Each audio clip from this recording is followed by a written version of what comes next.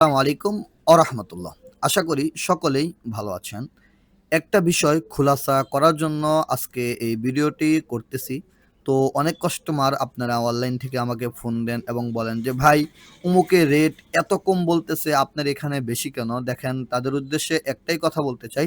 দেখেন বাচ্চাগুলো প্রতিদিন এগুলো কাঁচা বাজার। প্রতিদিন বাচ্চা রেট নামে কমে। তো ১৫ দিন আগে যে রেট ছিল বাচ্চার, এখন কিন্তু সেই রেটে বাচ্চা কখনোই দেওয়া যাবে না এবং দেওয়া সম্ভব না।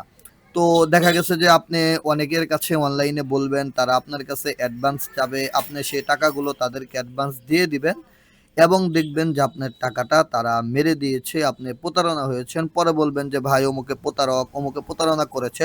তো আমি আমার বিষয়ে শুধু একটা কথাই বলি, বাচ্চার রেট অনুযায়ী আমরা বাচ্চা সেল দেই এবং আমি ৳১ বেশি নিলেও আপনাকে আপনার হক অনুযায়ী, আপনার চাহিদা অনুযায়ী আপনাকে বাচ্চা দিব এবং গ্যারান্টি অনুসারে বাচ্চাগুলো আপনাকে দিব।